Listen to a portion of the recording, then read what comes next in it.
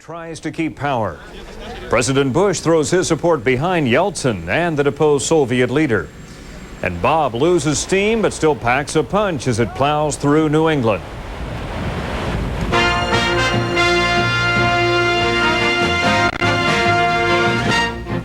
CNN Headline News, I'm Bob Lozier sitting in for David Goodnow. Soviet tanks are on the move at this hour, reportedly heading toward Leningrad. The Russian news agency RIA says about 180 armored vehicles from elite army and KGB units are driving toward the city.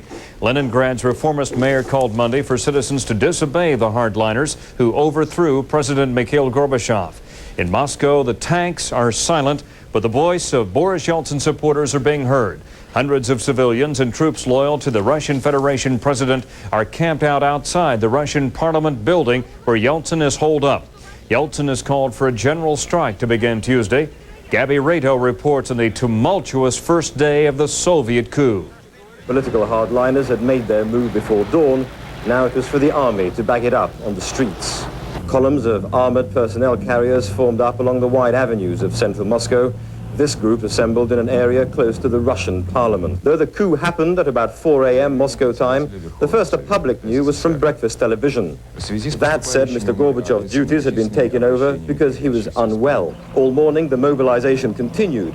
Trucks, personnel carriers and tanks taking up positions around the city center. Civilians looked on bemused during the Monday morning rush hour. The immediate aims of the mobilization weren't clear.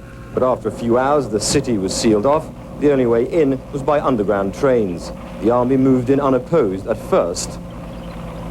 But by mid-morning, the hardware was getting bogged down. Crowds climbed aboard personnel carriers in many places. Elsewhere, they were simply surrounded. Pro-reform demonstrators holding up Russian Federation flags or haranguing troops.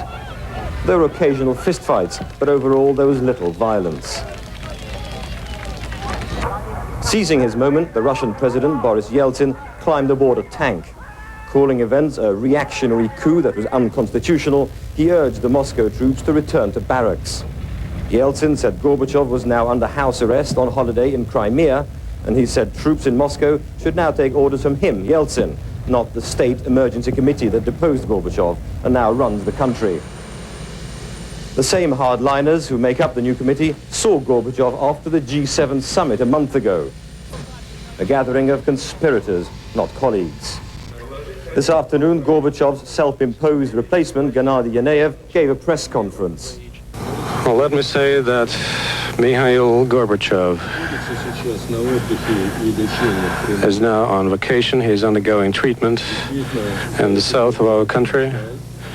He is very tired after these many years, and he will need some time to get better. The timing of the coup was no accident. Soviet leaders were due to meet to sign a key Gorbachev reform, giving greater autonomy to the Soviet republics. The hardliners were bitterly opposed to the Union Treaty.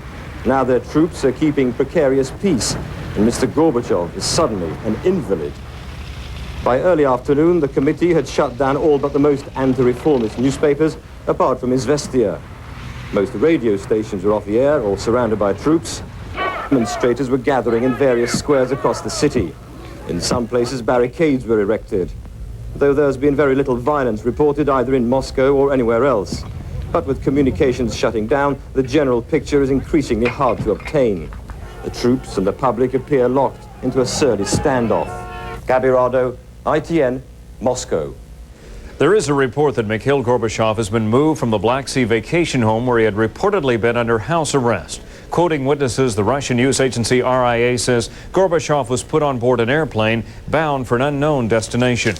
Soviet TV says all is quiet Tuesday morning in the Baltic republics. On Monday, the Kremlin's new leaders moved quickly to strengthen central government control over the independence-minded states. Soviet forces blocked harbors and stormed radio and TV stations. The regional Soviet military commander demanded that Lithuania's military and police force surrender their weapons. Soviet troops blocked access roads leading into the Latvian capital of Riga.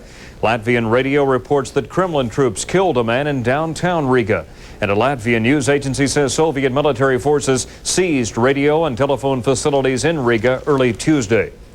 President Bush meets with his top aides Tuesday morning to discuss the state of U.S.-Soviet relations. Mr. Bush interrupted his vacation in Kennebunkport and returned to the White House Monday. He's calling on the new Soviet leadership to restore Mikhail Gorbachev's presidency.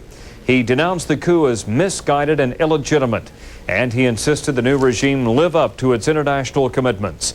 He also said the U.S. supports Boris Yeltsin's call for the restoration of the Gorbachev government. At the State Department Monday, the Soviet ambassador to the U.S. promised to continue reforms.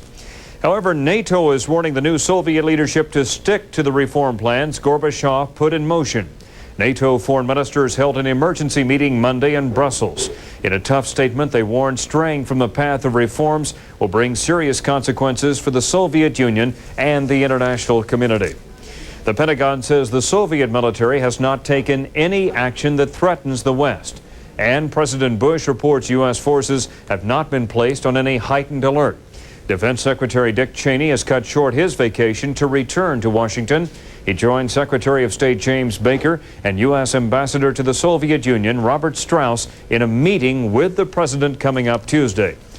The Soviet coup is being denounced by Western leaders. British Prime Minister John Major and German Chancellor Helmut Kohl say the new Soviet leadership must hold the line on Gorbachev-initiated reforms. French President Francois Mitterrand wants the new president to ensure Mikhail Gorbachev's safety. Former U.S. President Ronald Reagan says the coup darkens the dawn of a new world order. The Soviet Union coming back into the family of nations with people's freedom and so forth, that it would be a great improvement for the world. Passengers on a Soviet Aeroflot flight that landed in New York Monday expressed shock about the events in their homeland. Some say they're afraid to go back to the Soviet Union.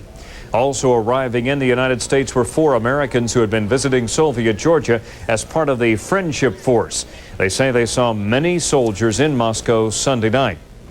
The upheaval in the Soviet Union is making some Soviet sailors in the United States think about not returning to their country. Jim Foreman has that. One crew member from the Shirshov jumped ship and has not been heard from since. And there is talk on board that as many as 25 members of this goodwill tour will get off the ship and stay in Seattle. The captain of the Shirshov says that as long as his ship is in American waters, passengers and crew members who want to stay behind can. We are located on the territory of the United States, and I think your law is like ours. We must operate according to your law, and there won't be any obstacles to people who want to leave. Many of those on this privately sponsored Russian expedition have found new freedom and new business opportunities because of Mikhail Gorbachev and perestroika. People like Nick Lustenko, who has started an independent television network in the Soviet Union. That network was abruptly shut down overnight. I see that it's very, seems like Tiananmen event. I think a tank can be defeated only by the other tank, but I wouldn't like to see civil war happening in Russia. The captain and leaders of the expedition say the ship will continue on its scheduled stops in San Francisco, Los Angeles, and Hawaii. But once they are ready to head back home to the Soviet Union, some on board say they will have a tough choice. Those who would like to stay here, if they have enough money, he says, they have visas and they can stay. But now, for the crew here, it is a time of watching events closely. He's saying that everybody is fearful that it would be a return to the past, and therefore he hopes, because everybody's fearful, he hopes that that won't happen. Seattle immigration attorney Dan Daniloff says he's expecting a lot of people to request asylum. The Immigration Service at this stage will be very benevolent in accordance with President Bush's proclamation this morning that we're going to wait and see what happens. And that's just what the passengers and crew of this ship are doing. Jim Foreman for CNN, Seattle. India police say the man behind the assassination of former Indian Prime Minister Rajiv Gandhi has been found dead. Police say the mastermind and 6 others were found dead of apparent suicides at his hideout. Gandhi was killed by a bomb explosion in May while campaigning to return to office. His death postponed the elections. President Bush reassesses the New World Order after a Soviet coup. Armed with popular support, Boris Yeltsin calls for a general strike against the new hardline leadership.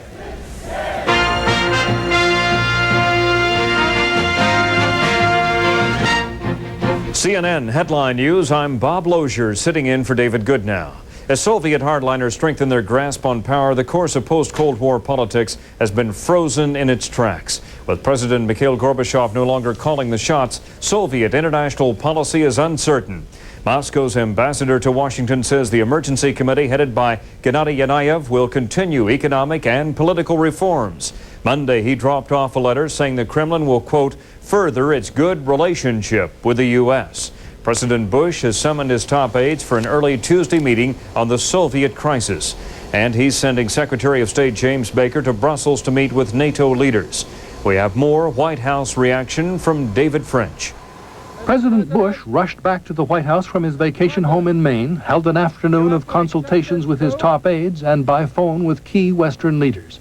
In a statement before leaving Maine, the president referred to the will of the Soviet people.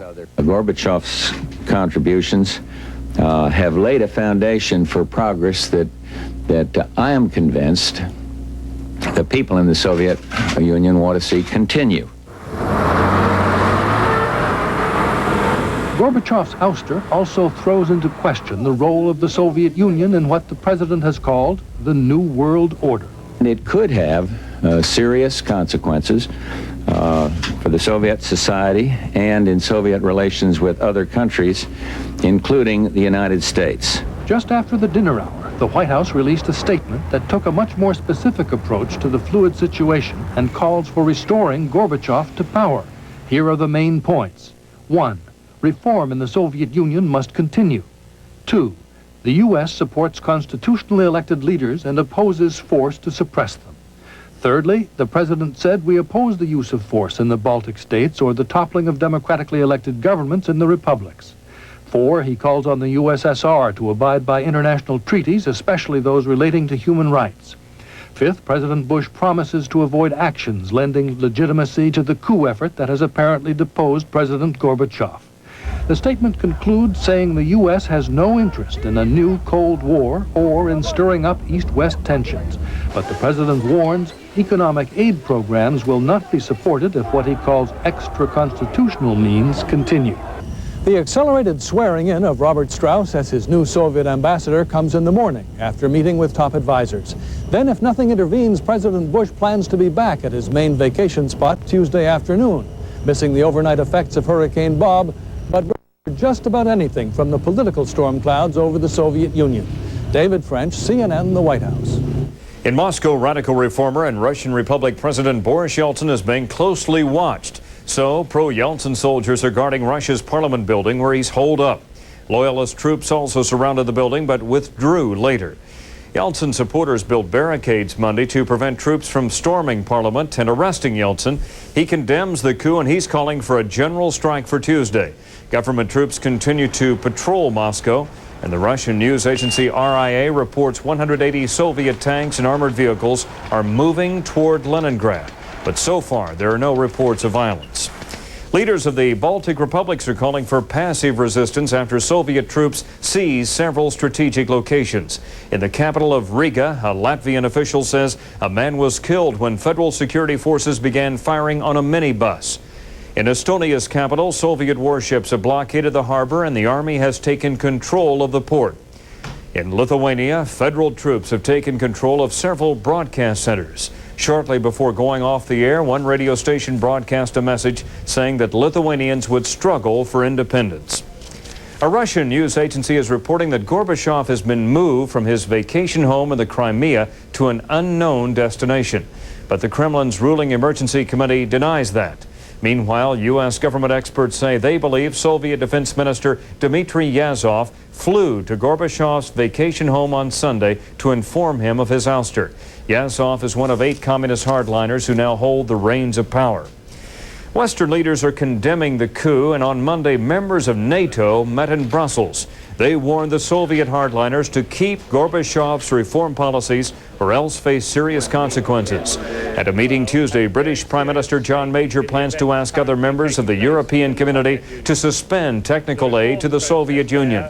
Britain has also announced it's suspending its own aid program. And former British leaders are hoping that Yeltsin can use his popularity to oppose the new regime. Mr. Yeltsin, as a leading Democrat and as an elected president of Russia, will decide how best he can fight the coup. It's not for me to say that. It's for the Democrats there to decide how best to fight it.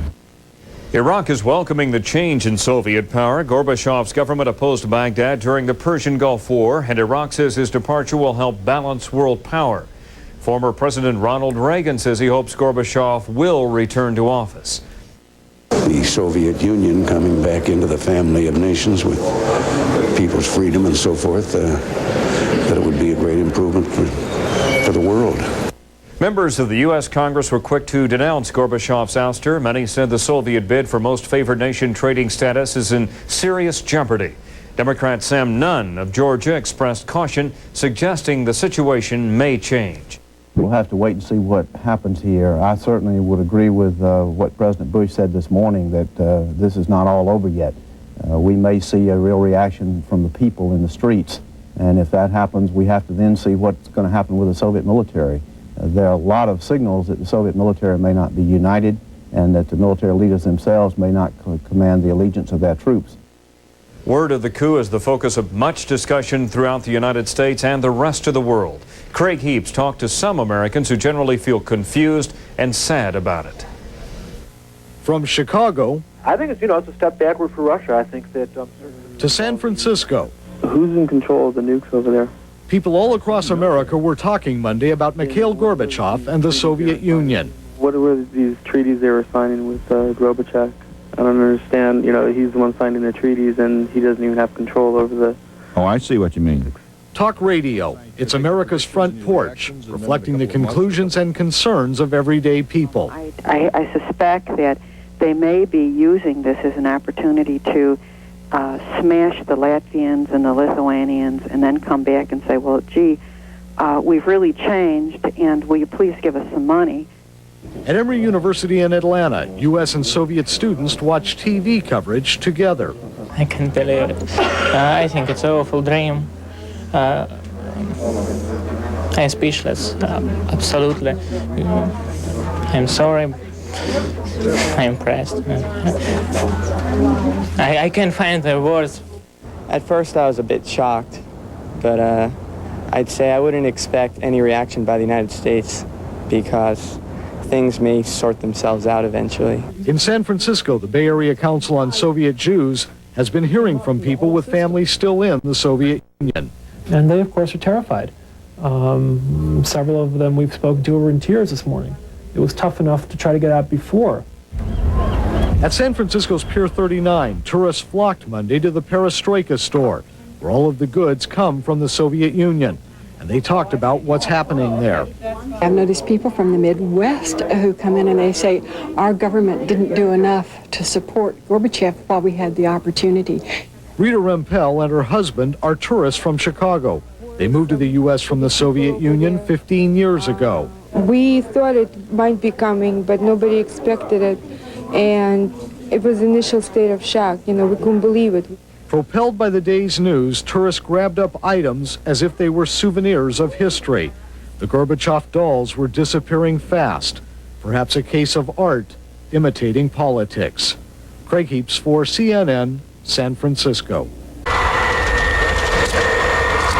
Mikhail Gorbachev arrives in Moscow with plenty to say about the hardline coup and its downfall. And Soviet citizens play songs in the streets celebrating the victory of reform.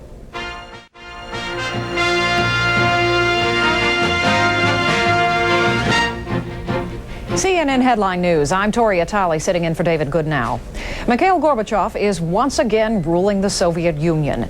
He's expected to address the parliament of the Russian Republic in less than 3 hours. He arrived in Moscow early Thursday from the Crimea, where hard-lined communists had detained him for 3 days.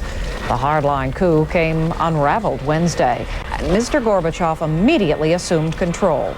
After arriving in Moscow, he spared no words when describing his feelings toward the coup planners. He called them a small, miserable group that wanted to bring down the Soviet people. He says his vacation home in the Crimea was completely surrounded by the Soviet troops during the entire incident. And he thanked everyone who helped bring him back to power.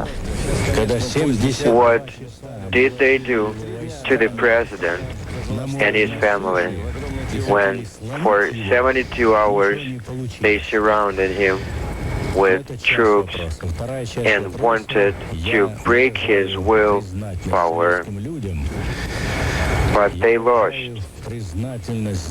And here is my respect to Soviet people, and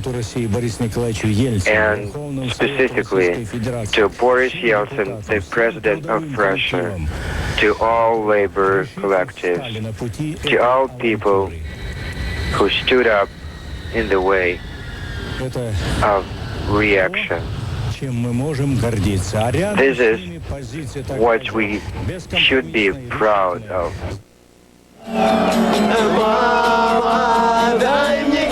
Moscow was fairly quiet early Thursday, but some citizens couldn't bring themselves to go home. Instead, they played music and celebrated the coup's failure. Wednesday afternoon, the streets were much more crowded. Tens of thousands of pro-democracy protesters gathered outside the Russian parliament building, cheering as Soviet tanks obeyed Gorbachev's order to withdraw to their barracks. The tanks of defecting soldiers that became blockades are now in the process of being removed from around the Russian Republic's parliament building. Federal tanks were ordered back to their quarters on Wednesday by an armed forces official. The Red Army failed to defeat the barricades of Boris Yeltsin's supporters. Similar barricades were formed outside parliament buildings of other republics as well. The Soviet Interfax news agency reports 5 members of the 8-man State of Emergency Committee are under arrest. Among them, Defense Minister Dmitry Yazov, KGB Chief Vladimir Khrushchev, and defense official Oleg Baklanov. Russian Republic officials say they were arrested at the house where Mr. Gorbachev was kept. Boris Pugo reportedly has been arrested in Moscow. The Russian Prime Minister describes the other 3 committee members as doomed. He claims all will stand trial within days. The post-game analysis of the 3-day coup is already underway. Many people, including Bush, feel the coup's organizers failed in their planning and underestimated the will of the Soviet people. Rick Salinger analyzes what went wrong. It was unimaginable. The Russian people defeating the military establishment, beating back tanks with bare hands. Analysts cite several reasons for the coup's failure. At the top of the list, the will of the people, the heroics of Boris Yeltsin, the ineptitude and misjudgment of the coup leaders. In practical terms, they failed to do something very elementary. They failed to cut off Yeltsin's communications and Western media communications straight away. And in this way, the opposition to the coup could mount. He says the 8-man committee of hardliners weren't united. And when it came down to a military assault on the Russian parliament building, they didn't have the stomach for massive bloodletting. Their troubles were compounded when troops and tanks defected to Yeltsin's side. Oleg Gordievsky was a colonel in the KGB before he defected in 1985. He says the coup leaders totally misread the age in which they were living. They did have the experience of a coup against Nikita Khrushchev in 1964. And at that time it was easy because the country basically still was the same old-fashioned totalitarian communist country. So having replaced Nikita Khrushchev, everything was very easy. Now, as a result of the glasnost, perestroika and democratization, democratic forces were there in the new Russia. Resistance to the coup spread from the streets of Moscow to Leningrad and beyond. Despite efforts to control the media, the people knew they were not alone.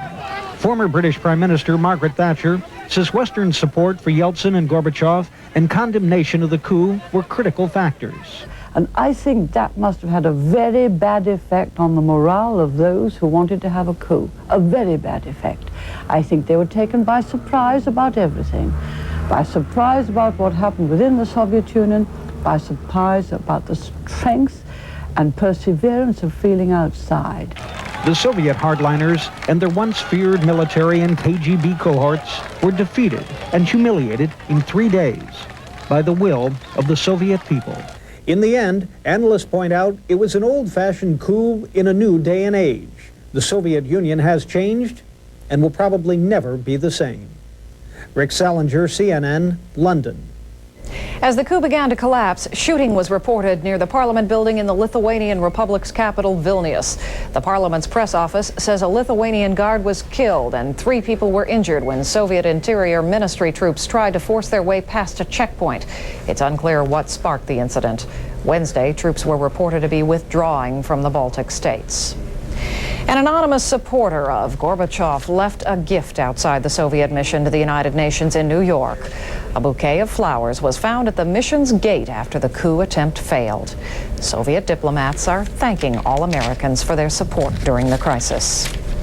U.S. analysts say the aftermath of the coup attempt will force some changes in superpower relations concerning everything from economics to independence.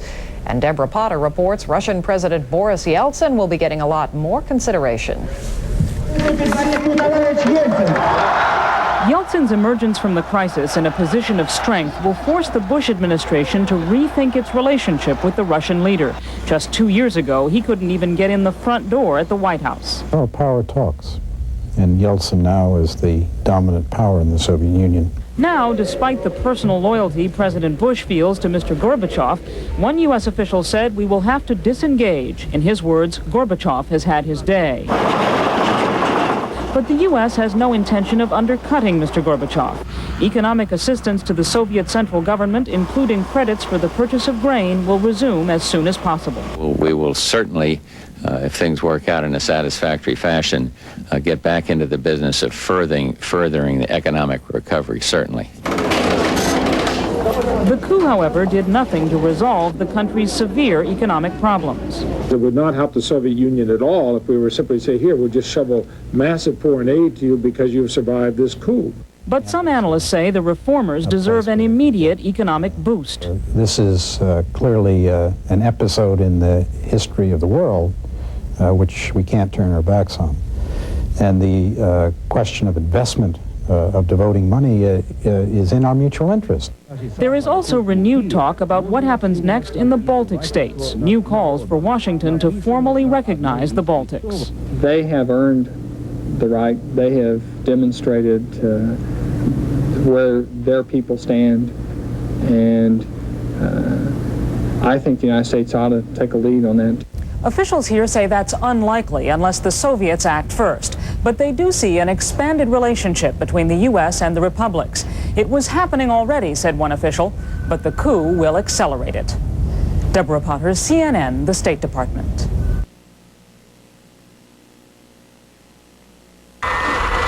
Soviet President Mikhail Gorbachev speaks out on his return to Moscow, while those who tried to oust him face criminal proceedings.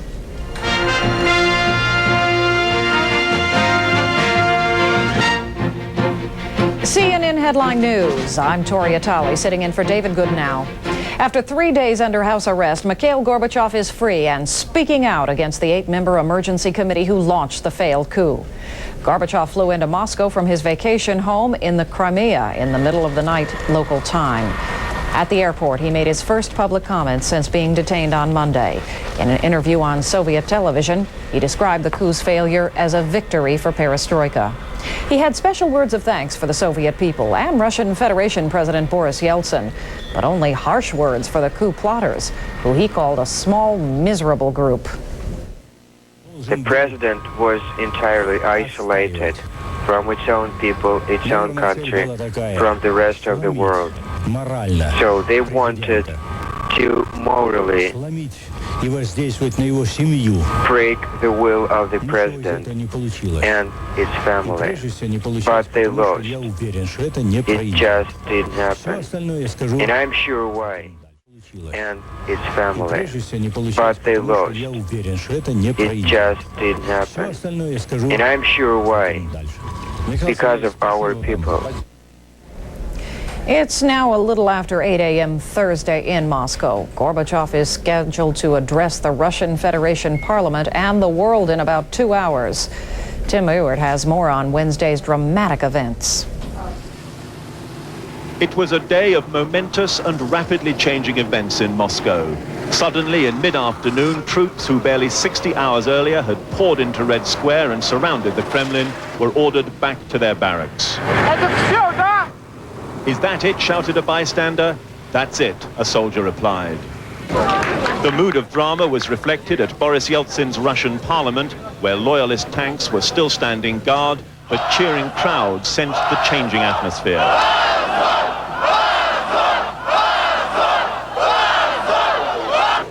Inside, MPs gathered under heavy security for what was surely their most extraordinary session.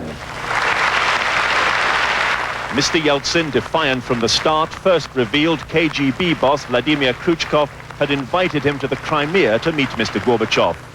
Mr. Yeltsin said no, but agreed to send others in his place. Then came the announcement that all 8 leaders of the coup were trying to leave Moscow. The whole group of those adventurers, members of the so-called committee, they've all left for the airport.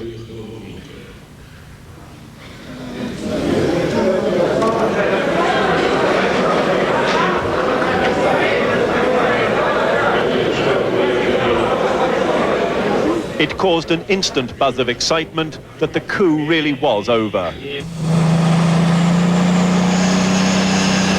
On the Leningradsky highway nearby, the army exodus continued, a huge convoy of military vehicles heading for home.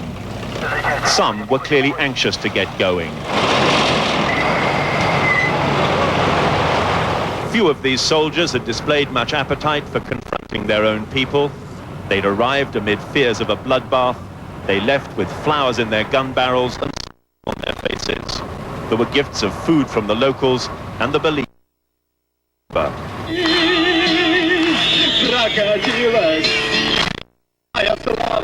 At the Russian parliament tonight, they celebrated the end of the coup to the sound of folk music. "I think it was Gorbachev's fault," said this woman. "He was mixing with the wrong people." And this man vowed, "We won't rest until they've arrested the plotters." But for most, the hunt for the guilty seemed less important than the joy at what was seen as a victory for democracy. Timur at Moscow. The 8 coup leaders appear to be in deep trouble. A Russian legislator said all of them have been arrested, but he did not give details. Gorbachev told the French press agency the head of the emergency committee, Vice President Gennady Yanayev, is in Moscow, but it's unclear whether he's under arrest. The Soviet news agency Interfax reports 4 members who flew to the Crimea to talk with Gorbachev have been arrested. They are Defense Minister Dmitry Yazov, KGB Chief Vladimir Khrushchev, Defense Committee member Oleg Baklanov, and Industrial Enterprise Chairman Alexander Tizanokov. Also reportedly arrested, Interior Minister Boris Pugo. Soviet Foreign Minister Alexander Bezmernik denounced the coup as unconstitutional. At a Moscow news conference, he also defended his silence during the 60-hour crisis. Bezmernik said he stayed out of the public eye because he was sick, and he says he tried to contact Gorbachev but couldn't. President Bush says the coup leaders chose to challenge something far more powerful than tanks: democracy's hold on the Soviet people. After several failed attempts to contact President Gorbachev, Mr. Bush received a call from him Wednesday at his vacation retreat in Kennebunkport, Maine. President Bush says Gorbachev was very emotional in thanking the United States for its support, and the Soviet president assured him constitutional authorities are again fully in charge. Mr. Bush says U.S.-Soviet relations will emerge strong from this experience. I think it's a good day for you, because I don't think that the fears that some of us have had about, many people have had actually, about right-wing takeovers will no longer be as extant. They tried and they failed. President Bush is dismissing suggestions Gorbachev helped stage the coup himself. Secretary of State James Baker got word of the coup's failure at a NATO conference in Brussels. He rejected suggestions the West may have failed Gorbachev by not answering his call for massive economic aid. But he didn't rule out a more generous U.S. aid plan than was agreed to before Gorbachev's temporary ouster. A direct line to Moscow apparently didn't keep the Soviet embassy in Washington any more informed than the rest of us. Jill Doherty reports. They may have a forest of antennas on the roof, but when it comes to breaking developments in Moscow, the Soviet embassy is saying it's in the dark as much as anyone else. Due to lack of information, or official information, we don't have much to say. Извините, пожалуйста. The phone line to the Soviet press office in Washington was constantly busy, the press attaché finally responding to reporters who showed up at the embassy gates. Obviously, everybody in this embassy, including the ambassador and the entire staff, we were concerned about the events unveiling in our country. And in this sense, all of us were trying to do our best to perform our official duties. And the basic task was to make sure that no damage, no harm is done to our bilateral relations to the United States of America. Other Soviet embassy staff were even more closed-mouthed. No comment when asked what they thought about Gorbachev's restoration to power. One employee managed a cryptic reply. Gorbachev, he said, always had remained president. Another Soviet citizen working with U.S. companies in Moscow said it was hard to predict the post-coup situation in his country.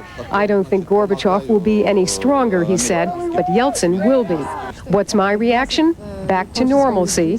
So said one embassy political officer, adding he was getting his information from U.S. TV. От CNN, только от CNN. But on the streets in front of the Soviet embassy, no reticence among Lithuanian Americans to say what's on their minds. They want Lithuania out of the Soviet Union, with or without Mikhail Gorbachev at the helm. Jill Doherty, CNN, Washington. Mikhail Gorbachev said the party's over for a Soviet communist as he quits as party chief. For Soviet citizens, the party may be just getting started as they remove symbols of communism from their streets. And in the United States, still no end to a prison standoff in Alabama.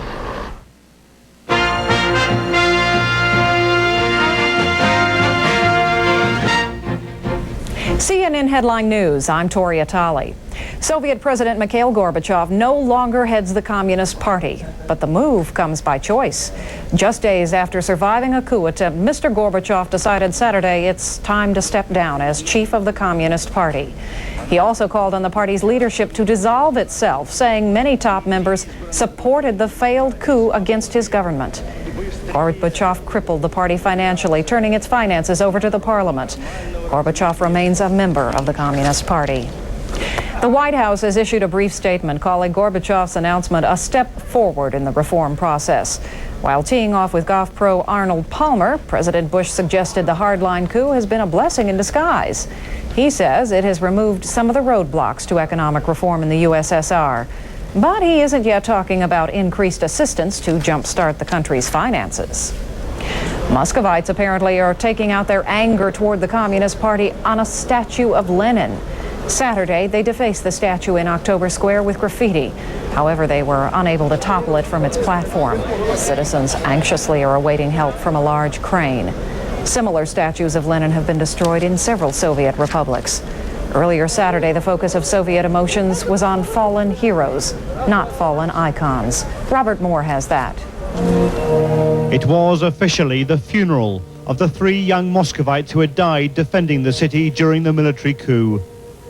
But unofficially, many said, it was the funeral for a political system that is visibly disintegrating. President Gorbachev paid his respects. He owes his political life to Moscow's resistance to the military takeover. He awarded the victims the country's top honor, each becoming a hero of the Soviet Union. He told the crowd that the conspirators would be shown no forgiveness. He spoke slowly and with emotion. It is difficult, he said, to speak while looking into these young faces. But allow me on behalf of the country, on behalf of all Russians, to bow low before these young people. Those on the streets made no effort to hide their emotions. Those on the streets made no effort to hide their emotions.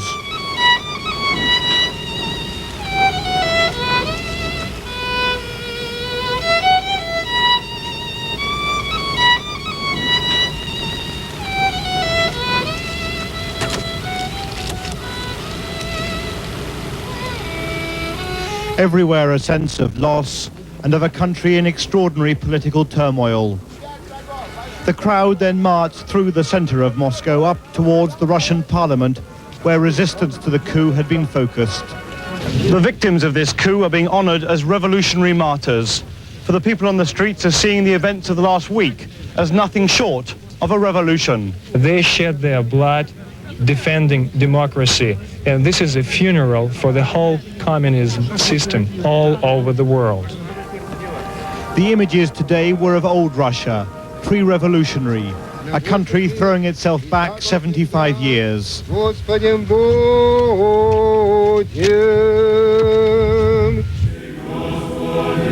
The patriarch of all Russia presided at the funerals, the atheism of the Soviet state utterly rejected.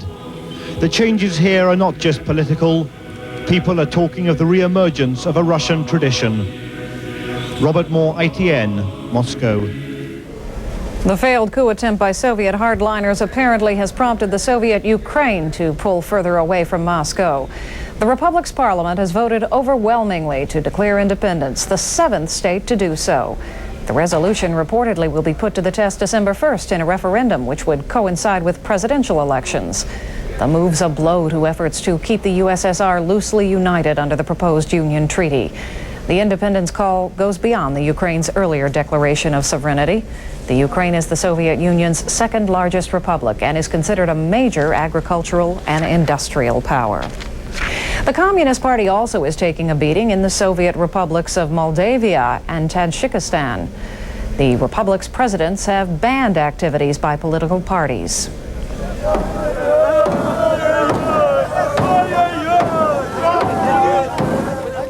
Moldavians are getting a head start on efforts to disband the Communist Party. Since the hardline coup failed, they have defaced a giant statue of Lenin in Kishinev. And the republic's government has begun closing down party facilities.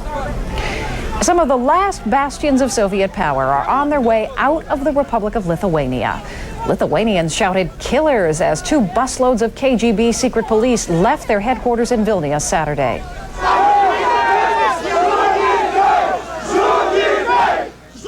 The KGB agreed to curtail its activities in the rest of Republic.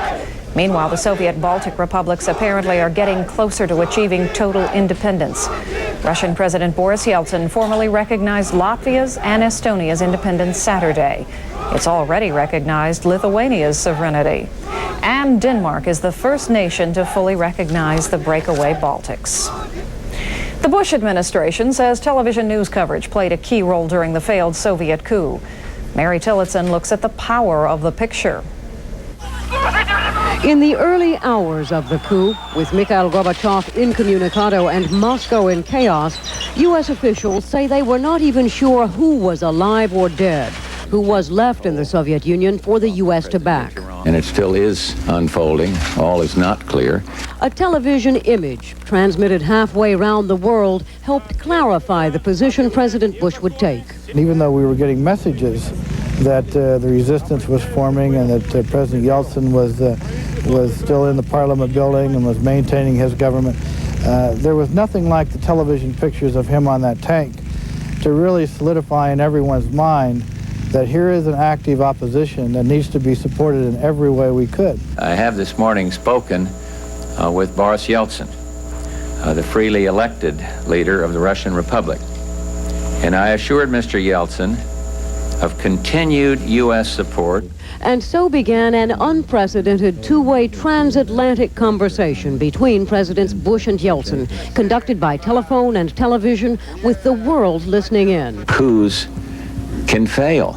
The aim, to stiffen the resolve of Russian reformers facing downed tanks and to persuade plotters of the coup that they were isolated. They underestimated the power of the people. They underestimated what a taste of democracy and freedom brings. The telephone calls between the President Bush and President Yeltsin, and then the ability to instantly respond to those through the mass media is an incredible around-the-world kind of communication. I don't think it's ever existed before at any kind of international incident. Knowing President Bush and most of the world were on the sidelines cheering could only have encouraged the people of the Soviet Union, but it was they who stopped the tanks, they who clung to their fragile elected government. What they're celebrating in Moscow is not the undeniable revolution in communications technology, but the old-fashioned kind of revolution, the kind dependent on human bravery. Mary Tillotson, CNN, Kennebunkport, Maine. The military chief of Yugoslavia's breakaway Republic of Croatia is threatening to order all Croats to take up arms. He's demanding a ceasefire be restored. Ethnic fighting flared again Saturday in the secessionist republic. Members of the Serbian militia attacked Croatian police in Tanja. 10 people are said to have died in the violence. A resurrected Soviet president may have dealt his party a death blow. And racial and religious tensions in a Brooklyn, New York neighborhood show no signs of easing.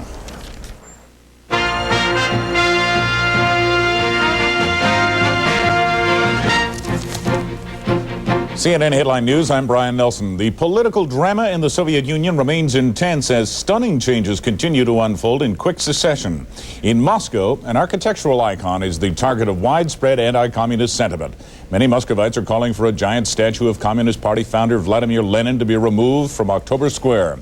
And yesterday, the once revered structure was defaced by graffiti. There is speculation that cranes will be deployed to remove it today. In the meantime, Mikhail Gorbachev has taken a step that many Soviets felt was long overdue.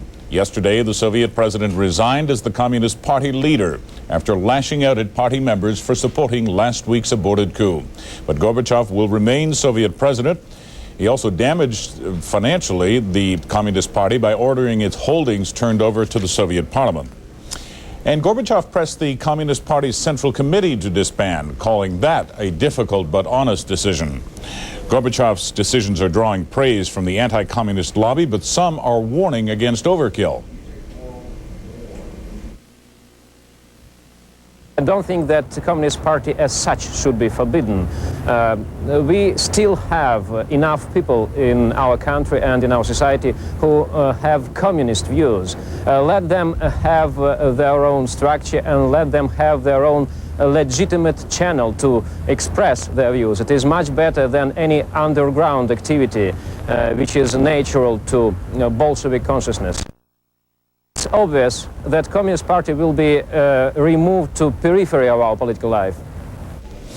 Russian Republic President Boris Yeltsin is flexing his new political muscle. Yesterday, he ordered Communist Party headquarters and the KGB archives to be seized. That move may lead to investigations of crimes committed by the secret police.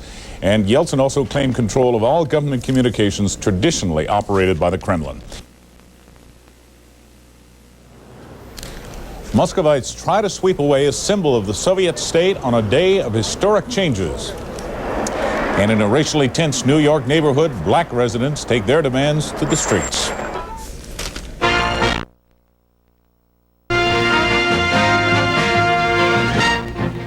CNN Headline News, I'm Brian Nelson. It's a move many believe should have come months, even years ago. And now Soviet President Mikhail Gorbachev has stepped down as Communist Party chief. And that set a series of sweeping changes in motion yesterday, suddenly shifting the party from a place of absolute power to a voice in the background. Steve Hurst has more. Mikhail Gorbachev began his day speaking to demonstrators assembled for the funeral of 3 young men killed in this week's aborted coup. The masses were listening to the General Secretary of the Communist Party. By day's end, Gorbachev had cut the head off the party, resigning as its leader and dissolving the policy-setting Central Committee. The Kremlin boss had just conducted the final meeting of the Soviet Communist Party, and as he roared into the moonlit Moscow night, he was a much diminished president of a country coming apart at the seams.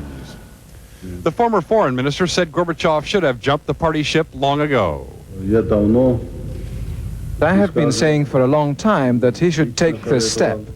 I'm convinced that he would have gained a lot if he had taken this decision a year ago, 1.5 years ago, or 2 years ago. At the party Central Committee building, a crowd had begun to gather. I do not think that it is necessary to... A crowd had begun to gather. I do not think that it is necessary to eliminate the Communist Party because, as Anatoly Sobchak once said, the Communist Party of the Soviet Union has a tremendous opportunity to do underground work. If we now force them underground, they will be twice as dangerous, if not 3 times. We do not have the right to form a lynch mob. I think we'll live better without the party. We never got anything good from them anyway. They only thought about themselves. As part of the day's incredible events, Gorbachev ordered the party's massive property and cash holdings seized by the government. He also put a three-man panel in place to run the Soviet economy until a new cabinet is formed. Tens of thousands of Muscovites mourned the three martyrs of the aborted coup who were buried in the same cemetery where fabled balladeer Vladimir Vysotsky is interned. The ascendant Boris Yeltsin spoke to the mourners as they stopped at the Russian parliament. Today, millions of people in Moscow and all over Russia are saying words of farewell to our heroes, our defenders, and our saviors. We will never forget their names, for those names will now be sacred for all Russians. 74 years of communist rule ended with a stroke of the Gorbachev pen. The Soviet leader had ignored the advice of his closest aides to do it months ago.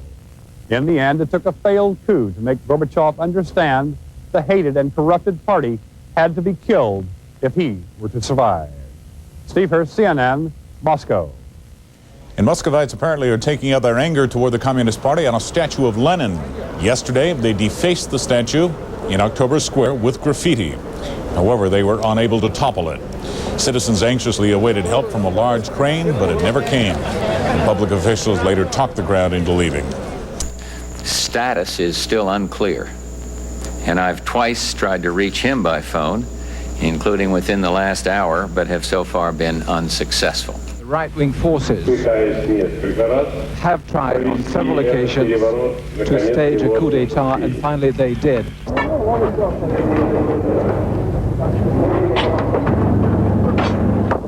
We see how great is the power of the people and how strong is the political course of Russia and its leadership.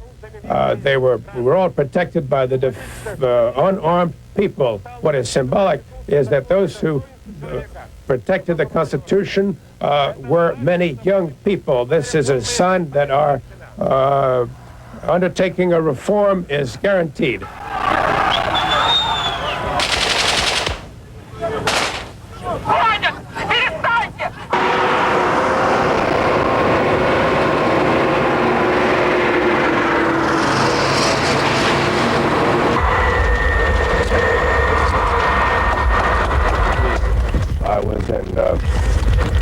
Totally isolated from the sea and from the land. My 32-man guard remained with me to the end. They decided to stay, and they divided up the defense functions. The family members were spread around.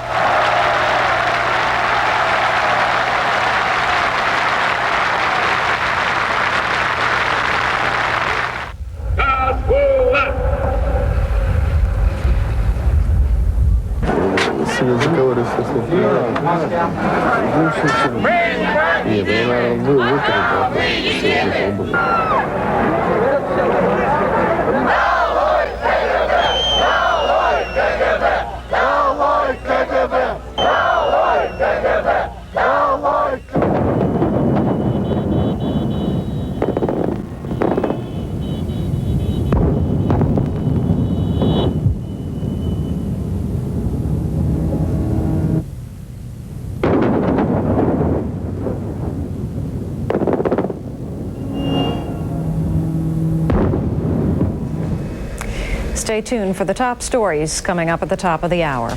I'm Tori Atali, and this is CNN Headline News.